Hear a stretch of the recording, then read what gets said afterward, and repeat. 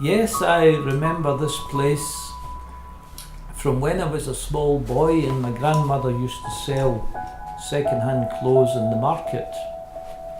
Of course, at the time I never thought that I would come here to work myself.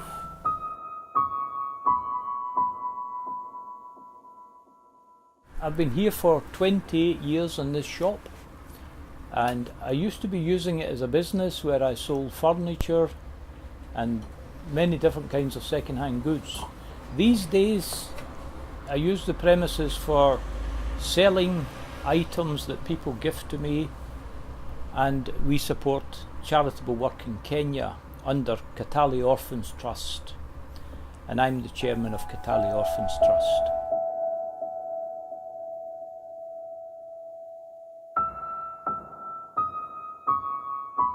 The fish market has now been made into a centre for artists under the WASPs, and they tend to enjoy having a place where they've plenty of space which they can use for producing their artworks, but I don't know that that affects the local community too much. It tends to be more like a factory where people are working and then they leave at night and then they come back in the morning. So I don't know if the intention is to affect the surrounding area. There's other artist workshops nearby. So WASP Studios is a charity and social enterprise that supports artists' careers by providing affordable studio space. And we have got 16 buildings across Scotland, and we support around about 1,000 artists every year. We redeveloped the Brigade back in 2009 into a new home for 80 artists and arts organisations. Since we've opened, we've attracted maybe around about 25,000 people into the building. I think that the benefits for this local area is that it increases footfall. I really feel that since we've redeveloped this building, it's helped the area by increasing the footfall. It's lit the streets so that it makes it safer in the evening. But obviously, you know, you want to bring the local community with you, and so we're trying to do a programme of events, including a historical film about the history of the Brigade, and speaking to local people that used to work in the building when it was a fish market and then as a shopping centre, to try and engage the local community in this new life of the building.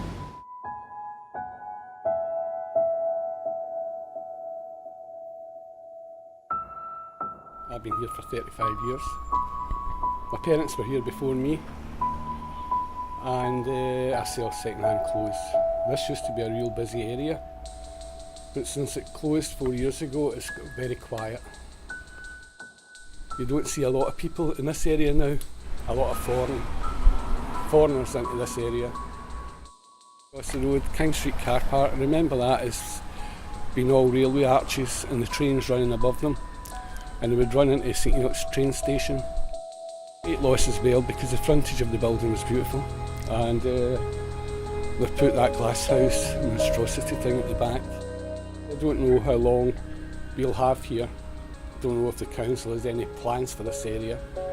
They've sort of never discussed anything with us. But it's a sad thing to happen, the lane closing. It was really part of Glasgow's heritage.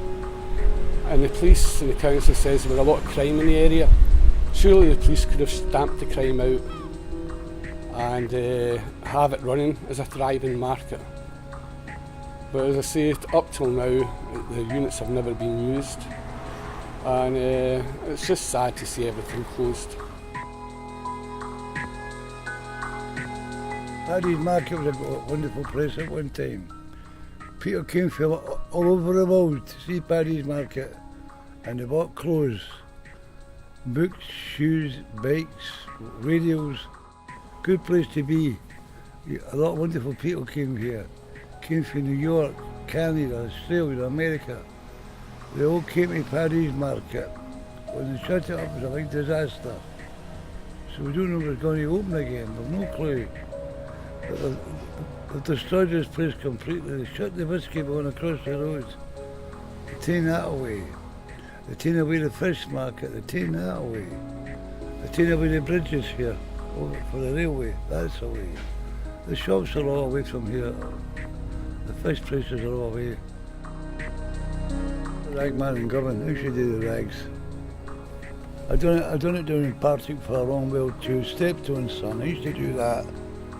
I went out the horse and cat. I used to blow the bugle and give away goldfish. And I done my coal man in Govan, carried the coal. That was a hard job, it was a job. That's what I done.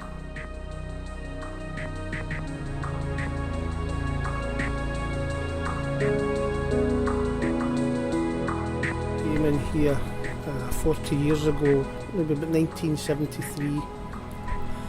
The area and the community was thriving with lots of residents and lots of shops, businesses, small independent businesses, all the way up the street from the bottom of the Saltmarket to the high street and further on. And at that time also the market itself. To coincide with a lot of the Irish community using Paddy's Market, anybody coming from Ireland, if they were looking for jobs or accommodation, you know, they came to this area and it was predominantly Irish here.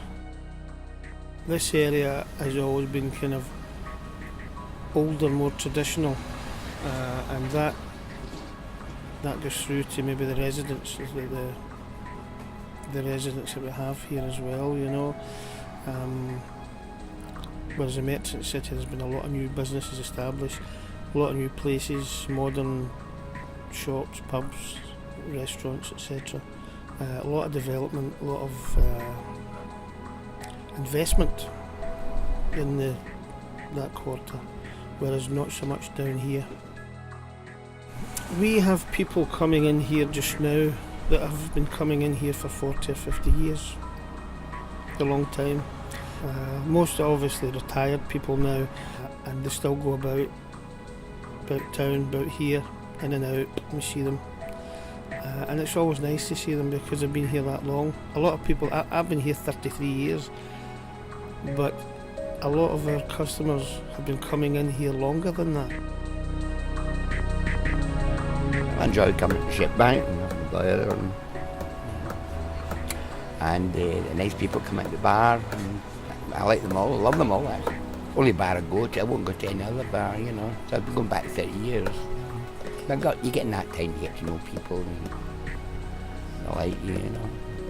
Actually going to, you get a lot of people just going in, you know. A lot of them I'm not, I would say, a lot of them, I don't trust them as far as I throw them. The next minute they're fighting in a bad language, you know. And I had to test bad language as well. See, Glasgow is a city of culture. If any Americans came over here and listened to something going on in the bars, you know, it's a classical culture.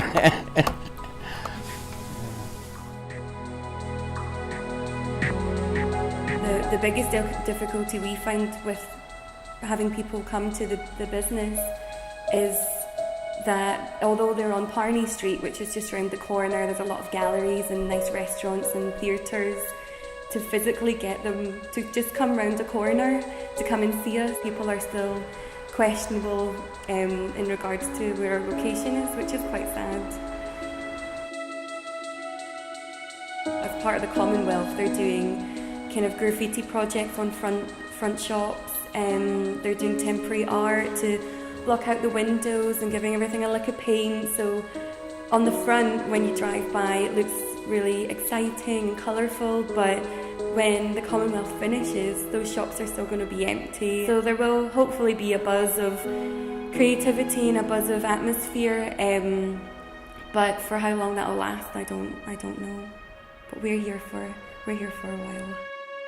while.